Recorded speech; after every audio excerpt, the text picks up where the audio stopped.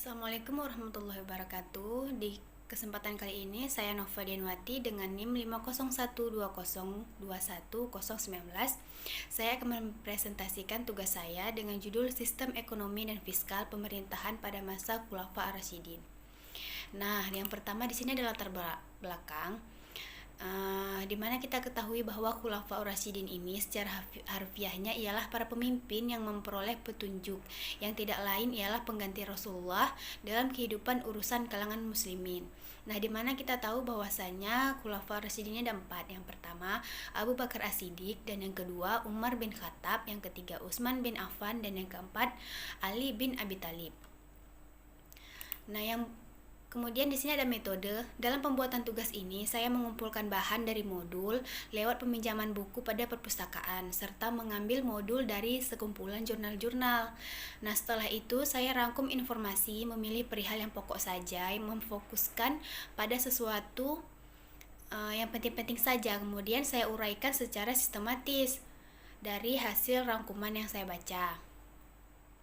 Nah, kemudian saya ambil kesimpulan juga tugas ini dari modul yang telah saya baca. Langsung saja, yang pertama di sini ada sistem ekonomi dan fiskal pada pemerintahan Khalifah Abu Bakar As-Siddiq. Nah, pada masa ini hanya berlangsung sepanjang 2 tahun. Nah, dalam masa sistem ekonomi pemerintahan Abu Bakar di sini, Abu Bakar banyak mengalami perkara dalam negara, yaitu berasal dari kelompok murtad, nabi palsu, serta pembangkang zakat. Nah, jadi beliau memutuskan untuk memerangi para kelompok murtad ini untuk menyelesaikan segala permasalahan. Dan yang selanjutnya di sini pada masa Abu Bakar, di situ harta Baitul Mal itu tidak sempat menumpuk pada jangka waktu yang lama, sebab langsung didistribusikan pada warga kalangan muslimin. Nah, jadi pada masa Abu Bakar ini hanya berlangsung 1 hingga 2 tahun. Oke, kemudian yang kedua di sini ada pada masa Khalifah Umar bin Khattab. Nah, di sini dia menjabat selama 10 tahun dalam masa pemerintahannya. Umar bin Khattab ini banyak melakukan ekspansi hingga ke wilayah Islam meliputi Jazirah Arab, kekuasaan Romawi. Nah, Umar bin Khattab di sini banyak mengalokasikan perluasan hingga mencapai wilayah Islam. Nah, selanjutnya di sini pada masa Umar ini kebijakan fiskal ini memiliki peranan yang sangat berarti dalam pemerintahan.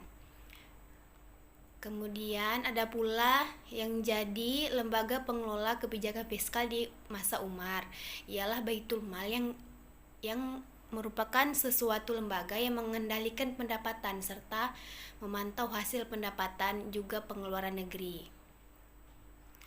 Nah, Umar bin Khattab ini dia sangat memelihara Baitul Mal secara hati-hati, menerima pendapatan dari suatu yang halal kemudian didistribusikan kepada yang berhak menerimanya.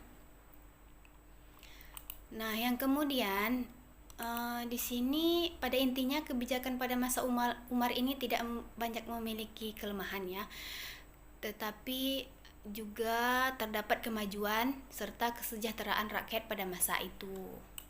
Nah, yang ketiga di sini ada sistem ekonomi dan fiskal pemerintahan Khalifah Utsman bin Affan. Pada masa ini berlangsung selama 12 tahun. Kemudian dibangun armada laut kalangan muslimin oleh Khalifah Utsman bin Affan didasarkan komando Muawiyah. Nah, di sini dia juga banyak mengeluarkan dana untuk membangun sebuah armada laut ini. Dan yang keempat di sini ada sistem ekonomi dan fiskal pemerintahan pada masa Ali bin Abi Thalib. Nah, pada masa ini beliau terkenal adalah orang yang simpel. Dia mengeluarkan harta Baitul Mal itu sangat-sangat hati-hati.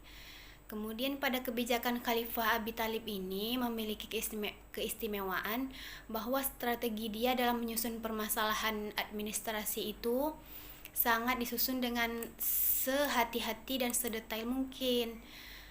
Nah, jadi kesimpulannya, khalifah ini diberi kepercayaan untuk melanjutkan ekonomi Islam untuk ke masyarakat, untuk kesejahteraan masyarakat.